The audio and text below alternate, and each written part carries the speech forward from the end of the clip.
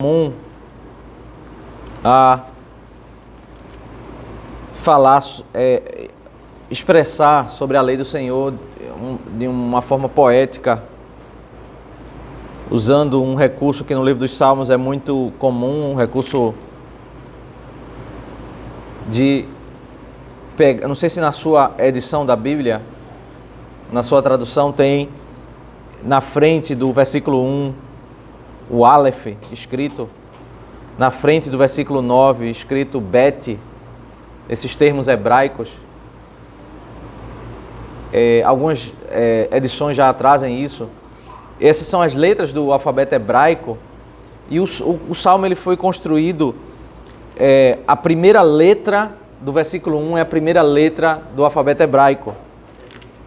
A primeira letra do versículo 9 é a segunda estrofe, é a segunda letra do alfabeto hebraico, e ele vai caminhando assim por todas as letras do alfabeto hebraico, falando sobre a lei do Senhor, como que ele dissesse, a partir de cada letra do alfabeto, traduzindo para a nossa, de A a Z, nós podemos entender como a lei do Senhor, ela restaura a alma, ela nos instrui, ela nos edifica, ela nos orienta, e ele vai construindo isso, né? De ponta a ponta com esse propósito, ainda que cada estrofe tem o seu ensinamento, mas ele usa essa estrutura poética, né? Essa estrutura literária para falar sobre a lei do Senhor. Chegamos agora ao versículo 17, a terceira estrofe, a terceira letra do alfabeto hebraico, que diz: "Sê generoso com o teu servo, para que eu viva e observe a tua palavra."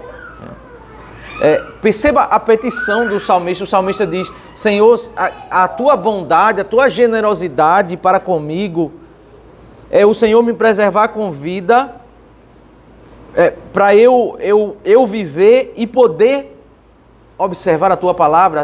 Esses termos observar, seguir, obedecer, eles são sinônimos. Eu quero que o Senhor me preserve para eu viver, para te obedecer, para te honrar. Propósito da sua petição: desvenda os meus olhos para que eu contemple as maravilhas da tua lei. Aqui não está o ponto, a petição do salmista não é que eu consiga entender quais são os mandamentos, não é a informação sobre a lei, mas a petição. Eu já falei isso aqui na leitura dos Salmos, o entendimento, a mesma petição que ocorre no livro de Provérbios, para que eu entenda e tenha prazer, para que entre no meu coração, desvende os meus olhos, uma linguagem bíblica comum, para que eu perceba as maravilhas da tua lei. Sou peregrino na terra, não escondas de mim os teus mandamentos. Consumida está a minha alma por desejar incessantemente os teus juízos. Tu repreendes os soberbos, os malditos que se desviam dos teus mandamentos. Tira de sobre mim os insultos e o desprezo, pois tenho guardado os teus testemunhos. Mais um termo sinônimo de mandamentos os teus testemunhos.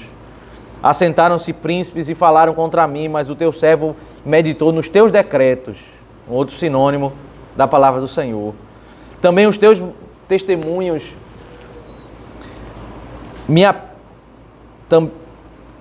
Também os teus testemunhos são o meu prazer, são os meus conselheiros. Né? Os testemunhos, os decretos, é nele que o salmista tem o seu conselho, é nele que ele tem aquilo que é o testemunho sobre Deus, aquilo que fala sobre Deus. Né? Eu li uma frase interessante essa semana na internet, que uma pessoa dizia assim: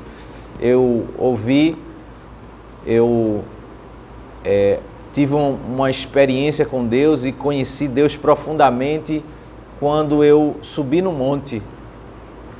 Aí 3 pontinhos, aí depois tinha assim, num monte de páginas da Bíblia, né? Porque os pentecostais, eles configuram esse monte como lugar de conhecer Deus.